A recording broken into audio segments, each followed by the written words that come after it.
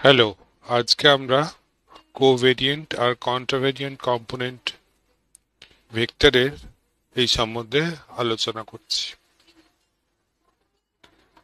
আমাদের দুটো curvilinear coordinate system আছে। একটাকে আমরা বলছি u1 u2 u3 দিয়ে, আর একটাকে বলছি বার দিয়ে, u1 বার u2 বার u3 বার।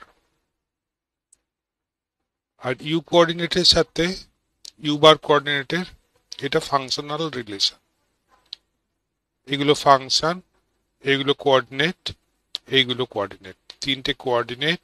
এদিকে এটা কোঅর্ডিনেট আর এইগুলো হচ্ছে ফাংশন।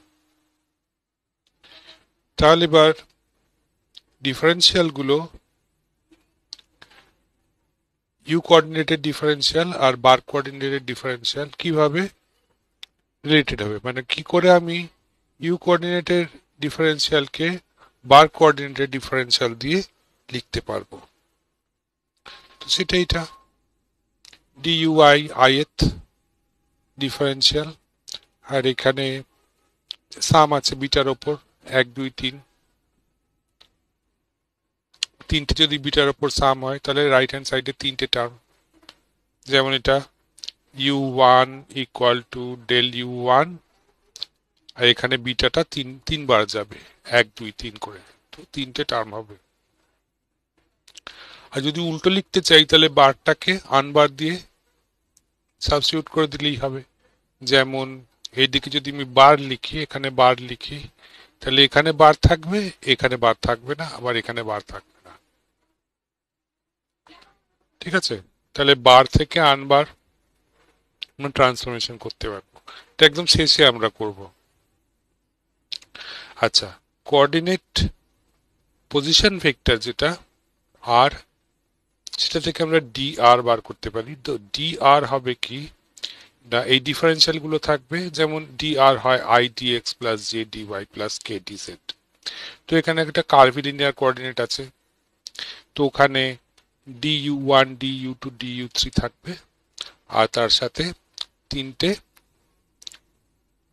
যেগুলো বেসিস ভেক্টর আলফা আই, তো alpha one d u one, alpha two d u two, alpha three d u three, এগুলো বেসিস। আর বার কোঅর্ডিনেট সিস্টেমের বেসিসেও লিখতে পারি আলফা জে বার আর ডিইউ জে বার।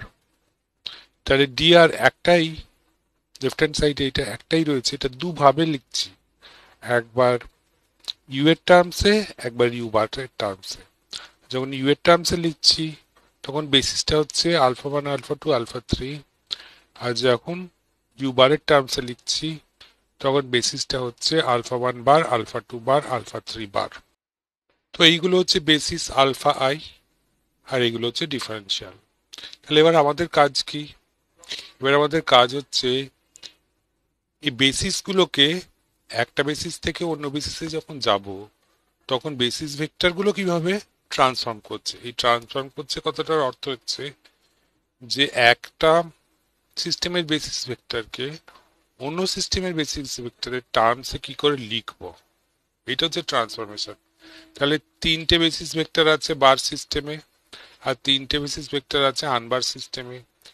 তাহলে বার সিস্টেমের বেসিস ভেক্টরকে আমি কিভাবে আনবার সিস্টেমের বেসিস ভেক্টরের টার্মসে লিখছি সেটা পেয়ে গেলাম। Alpha k bar equal to alpha i del u i del u k bar. কি করে পেলাম? এই ইকুয়েশনটাতে আমি বসিয়ে দিলাম ডিফারেন্সিয়াল গুলো কিভাবে ট্রান্সফর্ম করে। এখানে যেমন ডি ইউ আই এর জায়গায় কি বসালাম, এইটা বসালাম d u i d u bar beta d u bar beta. তো যেই বসিয়ে দিলাম এখানে, তাহলে আমি পেয়ে গেলাম কি, যে এই আলফা কোয়ান্টিটি গুলো কিভাবে ট্রান্সফর্ম করছে। আলফা কোয়ান্টিটি গুলো কি, এগুলো বেসিস ভেক্টর। তো বেসিস ভেক্টর গুলো কিভাবে ট্রান্সফর্ম করছে, তার মানে কি একটা সিস্টেমের বেসিস ভেক্টর কি আমি অন্য সিস্টেমের বেসিস ভেক্টরের টার্মসে কিভাবে এক্সপ্রেস করব, এটা হচ্ছে ট্রান্সফরমেশন। এবার যদি আমি বার থেকে আনবারে যেতে চাই, এখানে আমি আনবার লিখবো, এখানে বার লিখবো, এখানে বার লিখবো, এখানে আনবার লিখবো, তাহলে তখন বেসিস ভেক্টর ট্রান্সফরমেশন হয়ে যাবে। এইবার আমি কি করছি, যখন বারে লিখছি তখন তার কম্পোনেন্ট গুলো হচ্ছে সি আই বার আর যখন আনবারে লিখছি তখন কম্পোনেন্ট গুলো হচ্ছে সি কে, মানে বারে যখন লিখছি কম্পোনেন্ট গুলোর উপর একটা বার দিচ্ছি, আর যখন আনবারে লিখছি তখন কম্পোনেন্ট গুলো নর্মাল কোনো বার দিচ্ছি না। তাহলে এবার আমার কাজ হচ্ছে এই কম্পোনেন্ট গুলোর মধ্যে কি সম্পর্ক, অর্থাৎ ধরো বার সিস্টেমে একটা যদি কম্পোনেন্ট আছে, ধরো C1 বার, সেটাকে আমি সি টার্মসে কি করে লিখবো, মানে C1 C2 C3 টার্মসে কি করে লিখবো, সেটা হচ্ছে ট্রান্সফরমেশন। যেটা বার করা যাক, তাই তার জন্য এখানে বেসিস ভেক্টর ট্রান্সফরমেশনটাকে আমি ইউজ করব। তো এখানে আমি জানি বেসিস ভেক্টর কিভাবে ট্রান্সফর্ম করে, তো এটাকে আমি ইউজ করব alpha k del u k del u y, k এর উপর সাম আছে, তাহলে আমি সঙ্গে সঙ্গে লিখে দিতে পারবো আলফা কে যদি আমরা কোএফিসিয়েন্ট ইকুয়েট করি, এই আলফা কে আর এই আলফা কে কোএফিসিয়েন্ট ইকুয়েট করি, তাহলে আমি কম্পোনেন্ট গুলোর মধ্যে রিলেশন পেয়ে যাব। এটা হচ্ছে কম্পোনেন্ট গুলোর মধ্যে রিলেশন, মানে আনবার সিস্টেমের কম্পোনেন্টকে আমি বার সিস্টেমের কম্পোনেন্টের টার্মসে কি করে লিখবো, তার কোএফিসিয়েন্ট গুলো কি হবে, কোএফিসিয়েন্ট গুলো হবে এই del u k del u i bar, এটা আই এর উপর সাম আছে। আর যদি আমি এদিকে বার আর এদিকে আনবার চাই, তো এদিকে দেবো বার, এখানে দেবো আনবার, এখানে দেবো বার, এখানে দেবো আনবার, তাহলে c k bar equal to c i partial u k bar del u i. এবার আমি কম্পোনেন্ট গুলোর মধ্যে ট্রান্সফরমেশন পেলাম।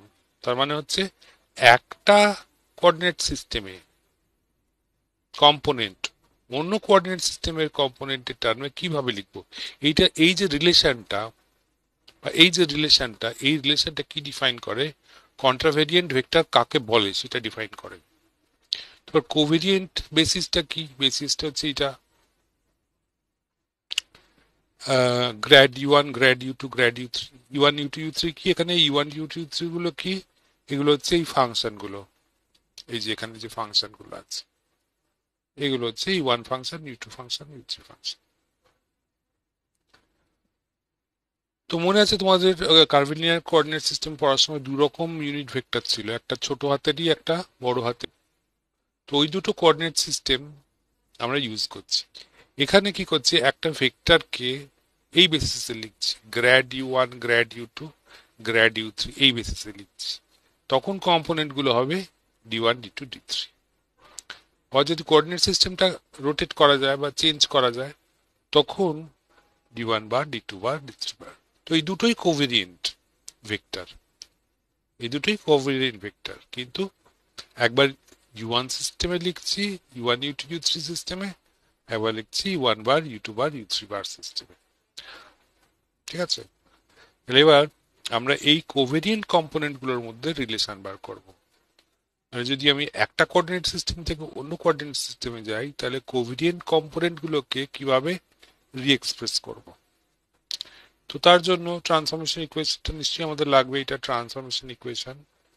তাহলে ডেল ইউপি বার ডেল এক্সটা বার করলাম, del up bar del y del up bar del z, chain rule use হয়েছে, del up bar del u alpha del x, del up bar del u alpha del y, del up bar del u alpha del z। তো এই তিনটে আমরা বার করলাম partial derivative. ঠিক আছে, এই partial derivative গুলো আমরা ইউজ করব কি করে, তো এইটা দেখা যাক। এই ভেক্টর এখানে যখন গ্রেডিয়েন্ট লিখছি এর মধ্যে আই জে কে আছে, এর মধ্যে আই জে কে আছে, মানে আই জে কে কি basis vector, Cartesian basis vector I J K এখানে আছে, এখানে আছে। এবার এই আই এর কোএফিসিয়েন্ট গুলোকে আমি যদি কালেক্ট করি, তো আই এর কোএফিসিয়েন্ট যদি কালেক্ট করি, এখান থেকে আসবে ডি ওয়ান, এখান থেকে আসবে ডি টু, এখান থেকে আসবে ডি থ্রি, তো এই তিনটে যদি যোগ করে লিখি তাহলে আই এর কোএফিসিয়েন্ট হবে d n del u n del x, কারণ এখান থেকে একটা আসবে del u one del x, এখান থেকে del u two del x, এখান থেকে del u three del x, i এর কোএফিসিয়েন্ট, তাহলে হবে d n del u n del x, n এর উপর সাম আছে। সিমিলারলি জে এর coefficient dn del un del y, n এর উপর সাম আছে। সিমিলারলি কে আছে del dn del un del z, n এর উপর সাম আছে। ঠিক আছে, dn বার del un বার dn বার del un বার dn বার del un বার ijk ijk। তবে যদি আয়ের কোএফিসিয়েন্ট আমি ইকুয়েট করি এখান থেকে, তো dn del un del x আর এখানে dn বার del un বার del x, dn del un del y, এখানে dn বার del un বার del y, dn del un del z, এখানে dn বার del un বার del z। তো এই i এর coefficient equate হয়েছে, এখানে j এর coefficient equate হয়েছে, এখানে k এর কোএফিসিয়েন্ট ইকুয়েট হয়েছে। তিনটে ইকুয়েশন, আর প্রত্যেকটা ইকুয়েশনে কিন্তু তিনটে করে টার্ম আছে। এখানে n এ সাম, তাহলে বাঁ হাতে তিনটে টার্ম, ডান হাতে তিনটে টার্ম। যে কোনো একটা নেওয়া যাক, 16 বা 17 বা 18, যে কোনো একটা নিলে হবে। 16টা আমরা নিচ্ছি। 16টা নিয়ে কি করছি, এখানে এই যে del u one bar del x রয়েছে, এখান থেকে আমরা বসিয়ে দিচ্ছি, এই যে এই রিলেশনটা বসিয়ে দিচ্ছি। তো del u n bar del x এখানে আমরা বসিয়ে দিয়েছি, del u p bar del u k del x, k এর ওপর সাম আছে, এখানে পি এর ওপর সাম আছে। ঠিক আছে, তাহলে এবার আমরা এখানে যে কোয়ান্টিটিটা দেখো, del u n del x, এখানে del u k del x, এখানে কে এর ওপর সাম আছে, এখানে এন এর ওপর সাম আছে। তো যাই হোক, এটা তো ডামি ইন্ডেক্স, এটা তো ডামি ইন্ডেক্স। তো আমরা ইকুয়েট করতে পারি, del u n del x এর কোএফিসিয়েন্ট ইকুয়েট করছি। তো লেফট হ্যান্ড সাইডে থাকবে ডিএন, আমরা যদি পি দিয়ে করি, del u p del x এর যদি কোএফিসিয়েন্ট ইকুয়েট করি, তো বাঁতে থাকবে ডিপি, আর এখানে তাহলে এখানে পি হবে, এখানে পি হবে। এই সামটা আমরা একটা কে এর উপর করে দিচ্ছি, পি পি, এটাকে কে কে করে দিলাম, কে কে সাম করে দিলাম, ডেল ইউ পি। তাহলে এই যে রিলেশনটা বেরোলো, d p d k bar del u k bar del u p, এটা কি বলছে যে কোভেরিয়েন্ট কম্পোনেন্ট গুলো কিভাবে একটার সাথে আরেকটা লিঙ্কড, মানে আনবার সিস্টেমে কোভেরিয়েন্ট কম্পোনেন্ট আর বার সিস্টেমের কোভেরিয়েন্ট কম্পোনেন্ট কিভাবে লিঙ্ক হচ্ছে। আর এখানে যদি বার আর আনবার এক্সচেঞ্জ করে দাও, তো ডিকে বার হবে এদিকে, এদিকে এই বারটার জায়গায় ডিপি হয়ে যাবে। এটা তো সাম আছে, ডামি ইন্ডেক্স, তো এই বারটা হয়ে যাবে আনবার, আর এই আনবারটা হয়ে যাবে বার। তো এখানে তো ডামি ইন্ডেক্স ছেড়ে দাও, ডামি ইন্ডেক্স ছেড়ে দাও। তাহলে এটা কি দেখাচ্ছে, এটা দেখাচ্ছে যে কোভেরিয়েন্ট কম্পোনেন্ট গুলো কিভাবে ট্রান্সফর্ম করে একটা সিস্টেম থেকে আরেকটা সিস্টেম। তো এই অ্যালজেব্রাইক এক্সপ্রেশন গুলো এখানে আছে কোভেরিয়েন্টের জন্য, এখানে আছে কন্ট্রাভেরিয়েন্টের জন্য। এগুলো কেন দরকার, কারণ হচ্ছে কি, যখন একটা যদি টেন্সার থাকে, খুব হাই ডাইমেনশন টেন্সার, 5 ডাইমেনশন 10 ডাইমেনশন, তখন তো জিওমেট্রিক্যালি আমরা এটাকে রিকনস্ট্রাক্ট করে দেখতে পারবো না, বা একটা জিওমেট্রিক পিকচার তো আমরা পাবো না। তখন কিভাবে আমরা কম্পোনেন্ট গুলোকে বুঝবো, কোনটা কোভেরিয়েন্ট কোনটা কন্ট্রাভেরিয়েন্ট, তখন আমাদের এই রিলেশনটা ইউজ করতে হবে, এইভাবে ডিফাইন করতে হবে। এগুলোকে আমরা বলছি কন্ট্রাভেরিয়েন্ট কম্পোনেন্ট, অ্যালজেব্রাইক ডেফিনেশন। এটা হচ্ছে কন্ট্রাভেরিয়েন্ট কম্পোনেন্ট, আর এটা হচ্ছে covariant component using algebra, not using geometry. ঠিক আছে, কেননা একটা সময় যখন খুব হাই ডাইমেনশন চলে যাবে, তখন তো জিওমেট্রিক্যালি ভিজুয়ালাইজ করা সম্ভব নয় আমার পক্ষে, তখন আমাকে এই অ্যালজেব্রাইক রিলেশন গুলোকে ইউজ করতে হবে। ঠিক আছে, আমরা বুঝতে পারলাম কোনটা কোভেরিয়েন্ট কোনটা কন্ট্রাভেরিয়েন্ট কম্পোনেন্ট।